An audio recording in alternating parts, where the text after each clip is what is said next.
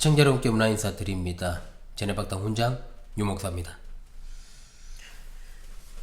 예, 정통 기독교회사 7번째 시간이자 장로교회사 3번째 시간을 갖도록 하겠습니다.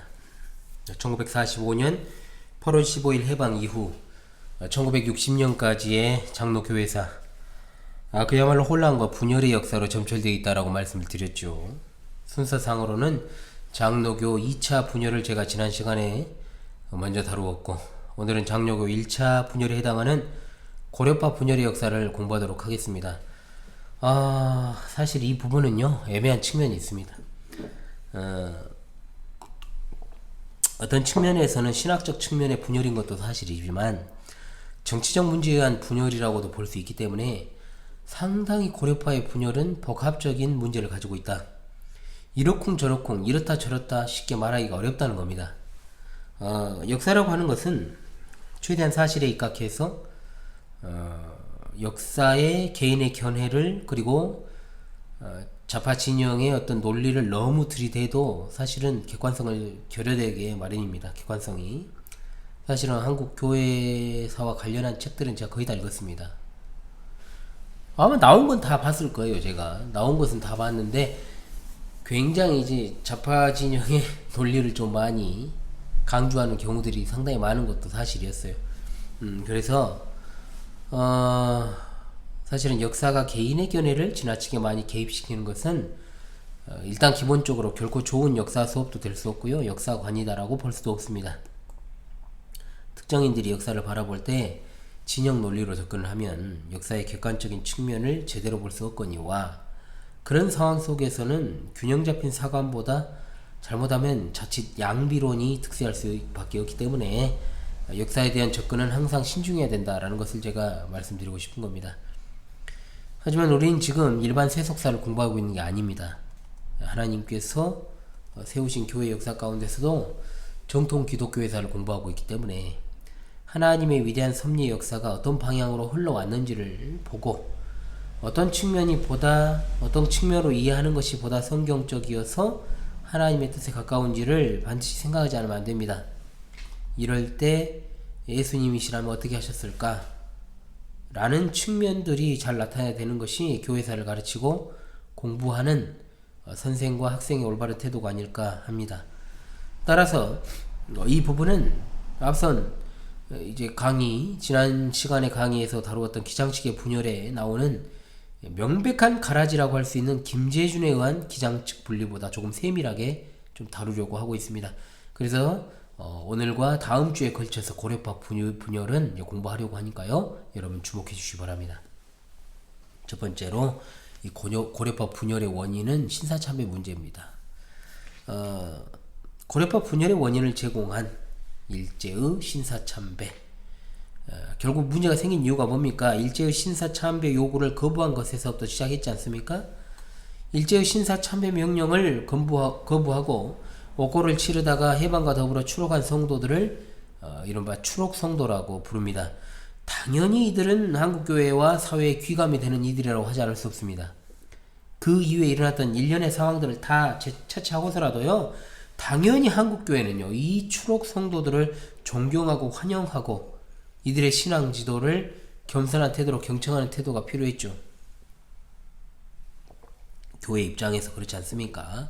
아울러 추록 성도들은 일제의 탄압 앞에 무릎을 꿇었던 유약했던 이들, 그리고 상처받은 교회, 하나님의 긍휼하심과 자비하심을 따라서 권징을 하되 싸매주는 일에 힘써야 되지 않았나. 하지만 추록 성도들과 기존 세대 사이에 원만한 조화일치를 보지 못했고, 날이 갈수록 그 간격이 생긴 끝에 결국은 부산의 한상도 목사를 주축으로 하여 고려신학교가 설립되었고, 고려파 교단이 이제 탄생하게 되는 배경입니다. 일단 고려파 분열을 이야기하기 앞서 신사참배와 관련한 이야기를 조금 더 하도록 하겠습니다. 앞서 잠깐 다룬 바 있습니다만 1938년 9월 9일 저녁 8시 평양 서문박 교회에서 제27회 대한예수교 장로회 총회가 개최되었고, 한국교회 소수의 강력한 지도자들은 일제에 의해 이미 구금된 상태에 있었고, 평양노회장 박웅률 목사가 신사참배를 국민의례로 인정하여 결의하는 성명서를 발표하자는 긴급 동의를 바랬고 재청이 나오니까 총회장 홍택기 목사가 전신을 와들와들 떨며, 역사의 기록이에요, 이 안건이 가하면 예라고 대답하는 말이 제안자, 동의, 재청자 포함해서 10명 정도가 떨리는 목소리로 예 하고 나머지 전원은 침묵을 지켰습니다. 자, 그것은 신사 참배에 대한 거부 의사의 표현으로 받아들였고, 수백 명의 무장경관이 흠상궂은 표정으로 위협을 가하니까 이제 총회장이 쫄아가지고 당황한 나머지 불을 묻지도 않고 만장일치로 가결되었다라고 선언해 버립니다. 그러니까 방위량을 필두로 한 선교사 두세 명, 이제 한부선 선교사까지 회장의 불법 선포에 항의하면서 신사참배의 부당성을 주장을 하지만 저지당하죠. 장로교 배도의 슬픈 역사가 이제 이렇게 펼쳐지게 되는 겁니다. 같은 날 12시 부총회장 김길창의 안내로, 이제 김길창이 자주 나올 거예요, 여러분. 이 김길창을 잘 기억하세요. 이때 당시 부회장이 김길창이에요. 총회장 홍택기, 박응률, 김길창, 이런 사람들은 잘 기억을 해 놓으십시오, 여러분. 역사에서 중요하게 여겨야 될 인물들입니다. 김길창은 자주 나와요. 이제 보십시오. 전국 노회장 23명이 총회를 대표해서 평양 신사로 가서 거기서 참배합니다.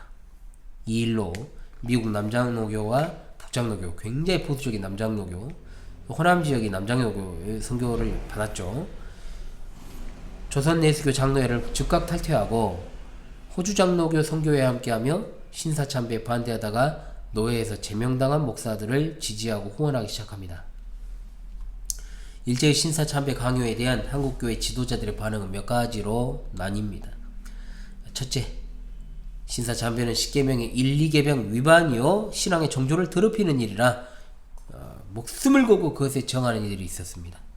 주기철 목사를 필두로 한상동 목사와 같은 경우는 정말 한상동 목사님 같은 경우에는 신사참배를 개인적으로 반대할 뿐만 아니라 다른 사람들로 하여금 그것에 저항하도록 격려하는 등의 신사참배 반대 운동을 했던 인물들도 있었습니다. 감옥에서 옥고를 치르다가 순교한 이들도 있었지만 옥중에서 죽지 않고 살아남아 추록한 사람들은 한상동, 최덕지, 이인재, 이기선, 주남선, 방계성, 안희숙 이와 같은 12명의 추록 성도가 있었습니다. 더 있어요, 더. 둘째로 공적 사역 일선에서 물러나 초야에 있거나 묻히거나 해외로 망명해서 박해의 예봉을 피하고 개인적으로 신앙 양심을 지켰던 인물들도 있었습니다. 대표적으로 평양신학교 교수였던 박영룡 박사는 일본으로 갔다가 다시 만주로 가서 봉천신학교 교수가 되었습니다. 거기서는 이미 신사참배를 하고 있었지만 자신은 하지 않는다라는 조건으로 학교에 부임했던 겁니다. 박윤선 박사도 비슷한 경우지만 미국 웨스트민스터 신학교에 두 번째 유학을 갔다가 공부를 마치고 이제 귀국하지 않고 일본으로 갔다 역시 만주 봉천 신학원 교수로 갔는데 훗날에 자신은 한두 번 신사에 참배했다라고 자백한 일이 있습니다. 한경직 목사도 신사에 참배한 적이 있다고 자백했습니다. 그리고 일제의 고문에 못 이겨서 참배하겠다고 해놓고 실제로 하지 않고 도피한 사례도 있습니다. 이학신 목사 같은 경우에는 1939년 신사참배를 거부하다가 경찰에 연행되어서 밤새 고문을 당한 끝에 결국 굴복하고 말았으며 쉽게 볼 일은 아니죠, 이게 여러분. 그렇다고 신사에 참배한 건 아니나 초량교회 지도자 자리를 떠난다는 조건으로 개인적으로는 신사참배를 하지 않을 수 있는 허락을 받았던 겁니다. 물론 주기철 목사님이 취했던 태도에 비하면 이것은 분명 타협이죠. 주기철 목사에게도 똑같은 회유를 했지만 주기철 목사님은 하나님이 맡겨주신 성직을 포기할 수 없다라고 하고 거부했던 일이 있습니다. 순교를 불사한 이들과 나름의 피할 길을 찾은 이들과 도피한 이들이 있었다는 거죠. 아울러 신사참배를 거부하다가 일제의 모진 고문과 회유를 당하다 가족을 이용해가지고 일제의 악랄한 회유책에 마지막 순간에 굴복했던 목사들도 여럿 있었다는 거죠. 이 또한 쉽게 볼 일은 아닙니다. 셋째, 대다수 목사와 장로, 교회 지도자들은 박해와 보복에 대한 두려움으로 어쩔 수 없이 신사참배 강요에 굴복한 것으로 보입니다. 대다수 목사는 그것을 죄로 생각했습니다만 체포, 투호, 고문, 죽음 등에 대한 그런 어떤 박해에 대한 두려움을 이기지 못해서 결국 그것에 굴복하고 말았던 나약하고 비겁한 자들이었다는 것은 분명한 사실입니다. 신앙의 지조를 지키지 못한 그들이 마음으로는 정말 내가 어찌 신사참배에 가담할 수 있었겠는가 라고 하면서 자기 합리화를 하기도 합니다만, 우상 숭배를 합리화할 수는 없는 노릇 아니겠습니까? 네 번째, 적극적으로 신사참배에 가담했던 목사들도 있었습니다. 놀랍죠? 이미 소개했던 27회 총회에서 박용률, 박이면, 기린섭 목사, 이 동의 제청을 맡은 자들이었어요. 이 3명. 총회장 홍택기는 부를 묻지 말고 가만 물으라고 했던 일제의 요청에 순응했습니다. 부총회장으로 선출된 김길창은 총회 직후 임원들을 직접 끌고 가서 평양 신사로 가서 참배에 앞장섰습니다. 이런 뻔뻔하게 짝이 없는 자들은 과연 해방 후에도 진짜로 회개하지 않았습니다. 자신들을 변호했고 교회와 사회에서 권력을 잡으려고 부단히 애를 썼습니다. 양심이 마비되었을 뿐만 아니라 비겁하고 용기없는 일들이었죠. 1939년 12월 19일 임시노회에서 산정형교회 담임 목사인 주기철 목사의 권고사직을 결정한 평양노회가 이듬해 1940년 3월 24일 주일에 이인식 목사를 산정형교회 임시당회장으로 세우려 했지만 교인들이 반대해서 뜻을 이루지 못하고 이틀 후에 산정형교회를 폐쇄해버립니다. 얼마 후 4월 주기철 목사의 가족들을 교회 사택에서 추방하는 결정을 내리죠. 왜? 담임 목사 가족이 아니라는 이유로 그렇게 했던 겁니다. 아주 악랄하죠, 여러분. 진짜. 응? 그랬더라도 그렇게 쓰겠습니까? 진짜. 아유. 이렇듯 신사참배에 적극 가담하고 일제에 부역했던 철면표 같은 것들도 있었다는 말이에요. 물론 우리는 일제의 신사참배 강요에도 굴복하지 않고 끝까지 저항했던 성도들의 모습이 그것에 굴복한 이들에 비해서 정말로 비교할 수 없을 정도로 훌륭했고, 당연히 후대 신자들에게 귀감을 주는 것이요 그리스도교 신앙의 본질을 잘 보여준 것이라 이야기할 수 있지만, 그렇다고 해서 이 앞선 이들을 갖다가 완전 무음한 이들이요 후자는 배교자다, 이 배도자다, 이 낙인을 찍어버리는 것은 또 다른 문제라는 거죠. 역사의 현장에 가정이라는 게 존재하진 않지만 과연 그런 정죄를 하는 이들이 그 시대에는 어떤 결정을 했을 것인가 한번 생각을 해봐야 된다는 거죠. 솔직히 말하면 다수의 그리스도인들이 대다수 고난과 죽음을 통과하며 신앙을 사수하기보다는 타협해서 살아남는 방법을 택했습니다. 그만큼 한국 교회는 당시만 해도 연약했고요. 오늘날 그와 같은 일이 재현될 때 과연 사실 그때만큼이나마 신앙의 절개를 지킬 이들이 있을까 싶은 것도 사실이에요. 신중할 필요는 있습니다. 우리가 신중할 필요는 있어요. 즉 타협해서 신사참배한 이들에 대해서 배도자, 배교자, 배은자 이런 식으로 그냥 완전히 프레임을 씌워버리면 그들은 구원에서 벗어난 이들이란 말이 되기 때문에 주의할 필요가 있다는 겁니다. 우리는 바로 그분들의 후예니까요.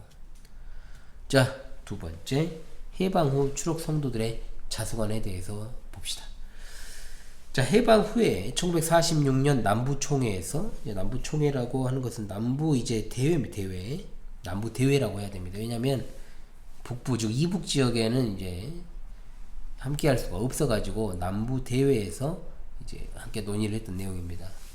27회 총회가 범과한 신사참배 결의는 취소한다고 결의했지만 좀 부족한 측면이 있죠. 과실의 중대성이 너무 크니까 진정한 자성과 참회의 참회를 갖다가 표현하지 않은 측면이 있다는 거죠. 1948년 총회는 신사참배 결의를 재취소하고 신사참배 결의일에 해당하는 주일을 통해 자복일로 정해서 이것을 실시하고 6.25 전쟁 중 모인 피난 목회자 집회에서도 동일하게 주에 대한 자복이 있었습니다. 1954년에 다시금 신사참배 결의를 공식적으로 취소했지만 그렇다고 해서 주홍근 씨가 지워지는 것은 아니죠. 분명히 역사가 중에는 일부 교권주의자들의 자기 명예를 위한 제스처에 불과하다라고 보기도 합니다. 저도 이 견해에 동의하는 편입니다. 신사참배는 그런 정도로 해결할 수 있는 죄가는 결코 아니었기 때문이죠. 해방 후 한국 장로교회 재건을 위해서 추록 성도들은 자수관을 내놓게 됩니다. 문제는 이 자수관이 결국 고르파 분열의 계기가 되었다는 거예요. 일제 말의 신사참배 거부에 대한 탄압으로 말미암아 200여 교회가 폐쇄되었고 70여 교직자들을 포함해서 2천여 신자들이 투록되었으며 약 30에서 50명의 교직자들이 순교를 했습니다. 옥중에서 해방을 얘기하고 있던 이기선, 최정민, 주기철, 한상동, 주남선 목사 등은 교회 재건 해방안을 구상하고 있었는데 그것이 어떻게 되느냐. 첫째, 수도원을 건설하며 일제의 탄압 밑에 신앙 양심을 더럽힌 교직자들을 수양시켜 새 출발을 하게 한다. 재교육해야 한다는 거죠. 둘째, 신사참배 거부로 폐쇄된 신학교를 복구 재건하여 진리를 위하여 생명을 바칠 수 있는 참된 교역자를 양성한다. 셋째, 대전도운동을 일으키기 위해 전도자를 대량 양성한다. 이와 같은 한국교회 재건의 움직임은 이제 경남노예를 중심으로 일어나는데요. 그도 그럴 것이 신사참배에 저항했던 이들이 대부분이 경남 사람이고 단연간 거기서 목회한 영향 때문에 더욱 그렇습니다. 1945년 9월 18일 부산진교회에서 경남 재건노예가 조직되었고 이 재건노예에서 일제하에 신사참배 요구에 굴복한 교회 지도자들에 대한 자숙 방안을 통과시키는데 내용이 그렇습니다. 첫째로 목사, 전도사, 장로는 일제히 자숙하여 일단 교회를 사직할 것. 둘째, 자숙 기간이 종료되면 교회는 교직자에 대한 심의투표를 실시하여 그 진퇴를 결정할 것. 물론 이 자숙안은 그때까지 추록 성도들이 아직 이북에 있을 때 작성된 것이었고요. 또 경남노예 자체 내에서 심각한 이 견해 차이가 있었기 때문에 문제가 될 여지가 너무 많았습니다. 이미 노예 내의 신사참배가 별다른 죄가 아니라고 하는 기류가 많았고 하나같이 교권을 장악하는 일에 몰두해 있었기 때문인데요. 어떻게 보면 신사참배에 굴복한 것도 문제지만 그 이후 행보가 그들을 더 추악하게 만들었다고 볼 수 있습니다. 왜냐? 추록 성도들을 중심으로 노예 및 총회가 재편되면 자신들의 입지가 좁아질 것이라 생각을 하고 교권에 집착해서 자기 지위 확보에 몰입하여 정말로 그렇게만 어떻게 하면 이제 계속해서 우리 위치를 공고히 할까를 생각하고 있었기 때문이에요. 이런 것들이 더 문제인 거죠, 사실은. 추록성도 20여 명은 주기철 목사가 섬기던 평양 산정연교회에 모여 2달간 곳에 체류하면서 한국교회 재건에 관한 문제를 논의했습니다. 그 결과 1945년 9월 20일 한국교회 재건의 기본 원칙을 발표합니다. 그 내용은 이렇습니다. 첫째, 교회 지도자들은 모두 신사에 참배하였으니 권징의 길을 취하여 통에 정화한 후 교역에 나아갈 것. 둘째, 권징은 자책 혹은 자숙의 방법으로 하되 목사는 최소한 2개월간 휴직하고 통에 잡아갈 것. 셋째, 목사와 장로의 휴직 중에는 집사나 평신도가 예배를 인도할 것. 넷째, 교회 재건의 기본 원칙을 전국 강도회 또는 지교회에 전달하여 일제히 실행케 할 것. 다섯째, 교역자 양성을 위한 신학교를 복구 재건할 것 등이었습니다. 자, 그렇다면 이 교회 재건 기본 원칙에 대한 반응이 어떻게 나왔을까요? 자, 문제는 이 자수관. 근데 한번 보십시오. 겉 이렇게 돼 있잖아요. 그냥 이건 자수관이라기보다는 판결문이죠, 그냥. 실제로 그렇게 어떤 자신들의 죄를 참회하고 자수관은 노예와 목사들이 있었습니다. 그런데 대부분의 교회 지도자들은 다 반발했습니다. 이 한국교회 재건 기본 원칙을 1945년 11월 14일 선천 월곡교회에서 열린 교역자 퇴소회에서 박영용 박사가 발표를 하죠. 그런데 그 자리에서 뻔뻔하게도 1938년 27회 총회 신사참배 결의 당시 총회장이었던 누구? 홍택기는 이렇게 말합니다. 잘 들어보세요.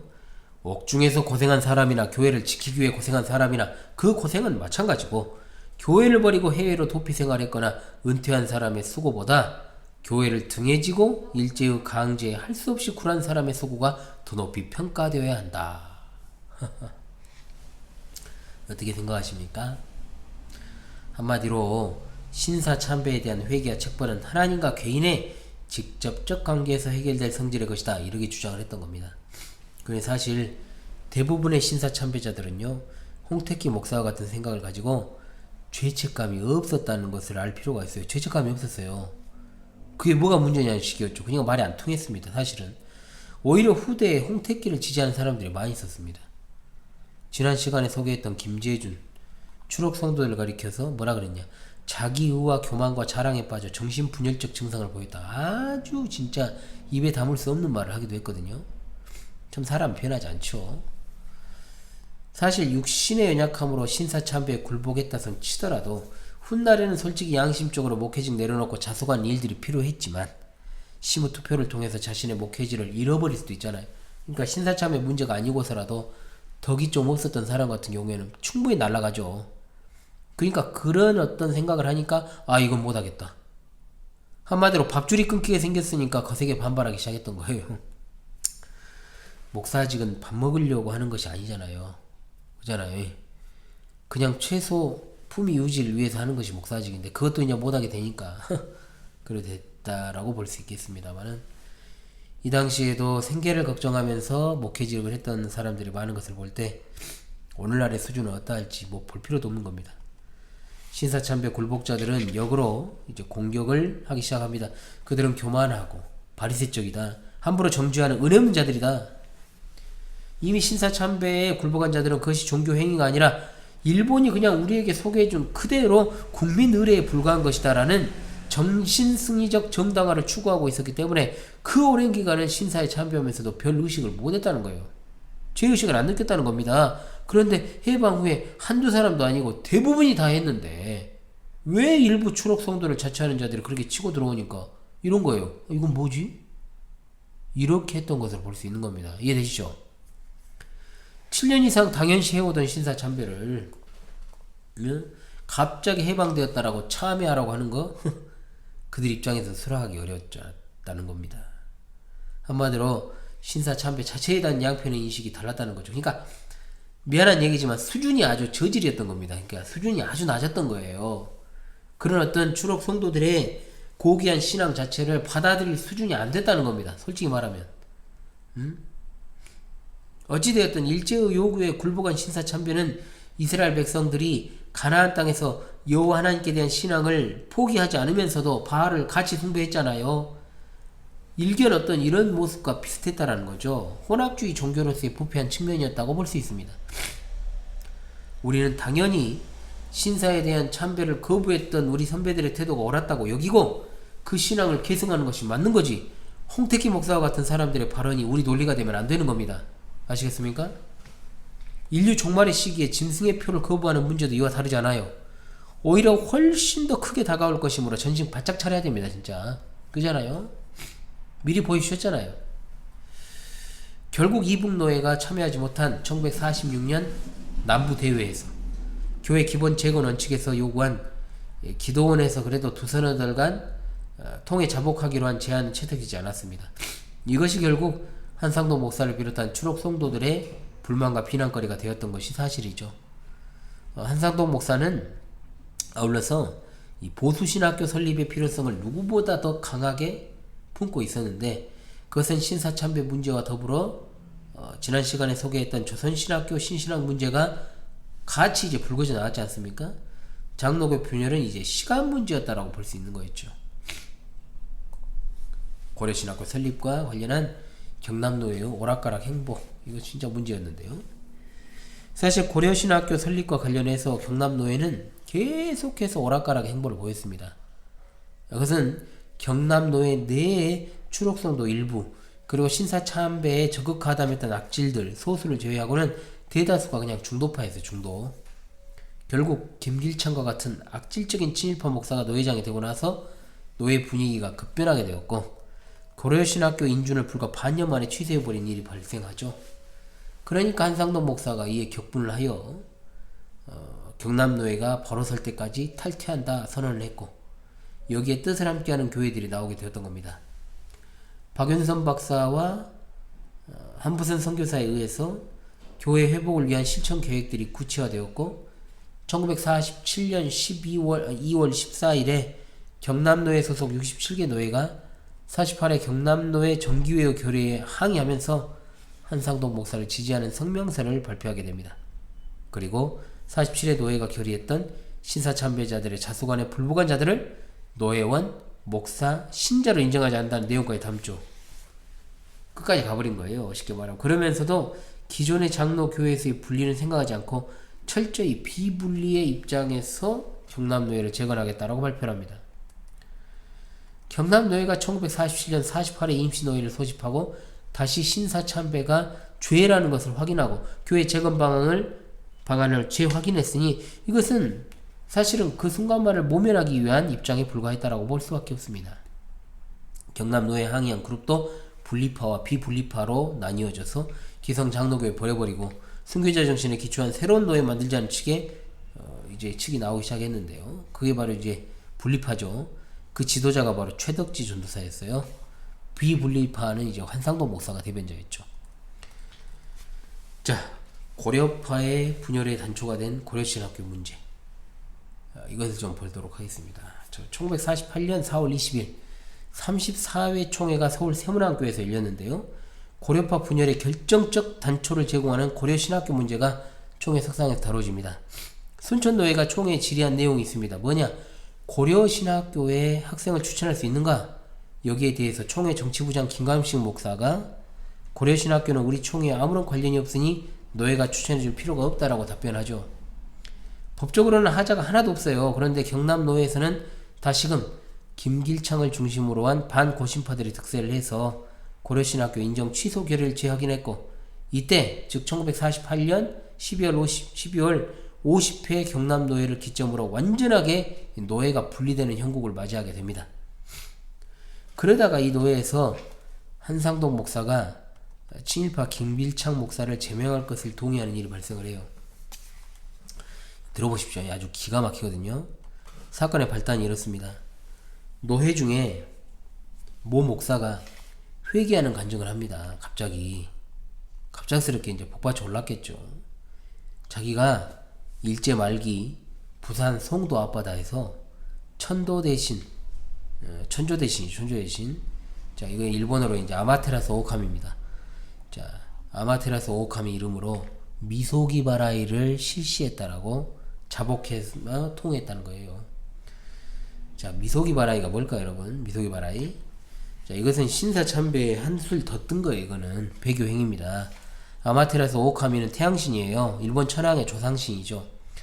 천조 대신보다 더 높은 신이 없다라고 고백을 하게 되어 있습니다. 미소기 바라이를 하면서 심지어 교회 목사들에게는 이렇게 물어요.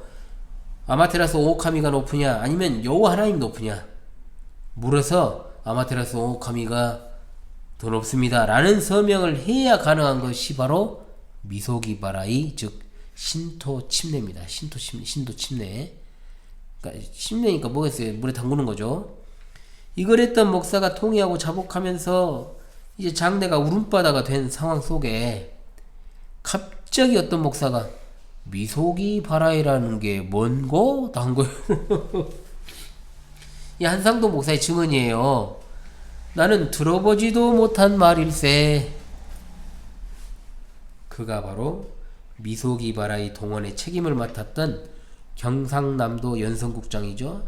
신사참배를 강력하게 주장하여 사람들을 갖다가 이끌었던 거물급 친일파 김길창이었습니다.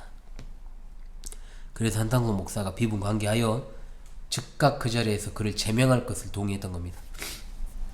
그러니까 이 김길창이가 지 살겠다고 이제 나중에 뭔 짓거리를 하냐면, 요즘도 그런 행동을 하는 진짜 노예들이 있어요. 불법 노예를 따로 조직해서 노예원들에게 회집을 공고하는 초무리수를 두게 됩니다. 그러자 마산 문창교에서 열리기로 한 본래 경남노회가 이들에 대해서 징계를 단행하게 되죠. 그리고 이 문제 해결의 바통이 1949년 총회로 돌아가게 되는 겁니다. 1949년 총회는 기장측 분열 문제 때 나왔던 회기, 우리가 그때 이제 기장측 분열과 관련한 회기였던 것이 바로 1949년 총회인데요. 오늘은 고려파 분열에 관한 첫 번째 시간으로 1949년 총회 직전까지의 상황만 간략하게 봤습니다. 여러분, 이걸 다 설명하기가 어렵습니다. 여러분, 그래서 제가 굵직굵직한 것만 이야기해 드리니까요, 좀 부족했던 측면들은 보충 수업으로 제가 이야기를 하겠다. 다음 시간에 이제 고려파 분열에 관한 2부 시간에 이 부분을 마무리하고 정리하는 시간을 갖도록 하겠습니다. 웬만하면 강의를 한 번에 다 원테이크로 하면 좋은데 내용이 많아가지고 여러분들에게 내용이 너무 이제 말하기 많아져 버리면 학습하는데 좀 지장이 있습니다, 여러분. 그래서 잘 정리를 해가지고 반드시 필요한 부분들을 갖다가 여러분들에게 전달하도록 그렇게 하겠습니다. 흐름에 유의하여 복습에 충실하시기 바랍니다. 사실은요, 제가 어떤 에큐메니컬 운동에 의한 그런 분리, 다른 어떤 분리에 대해서는 설명이 용이한데 고려파 분열은 좀 애매해요. 솔직히 말하면 제가 아주 오래전부터 이것을 접하면서 공부를 했지만 그래도 좀 여전히 저는 애매합니다. 이 부분이. 그래서 여러분들 그런 측면을 생각하시면서 왜 애매한지는 알겠죠, 여러분. 여러분 공부를 방금 제가 소개를 좀 한 측면들을 보시면 알겠습니다만은 절대로 그 시대적 정황과 이런 것들을 무시할 수가 없는 그런 어떤 애매한 측면들이 좀 있기 때문에 어찌됐든 그래도 제가 중간중간에 우리의 태도가 어떻게 해야 되느냐 이걸 갖다가 말씀을 드렸기 때문에 여러분 크게 어려움은 없으실 것이라고 생각을 합니다. 여러분 흐름에 유의하여서 복습에 충실하시길 바랍니다. 지금까지 제네박당 훈장 윤목사였습니다. 감사합니다. 다음 주에 뵙겠습니다.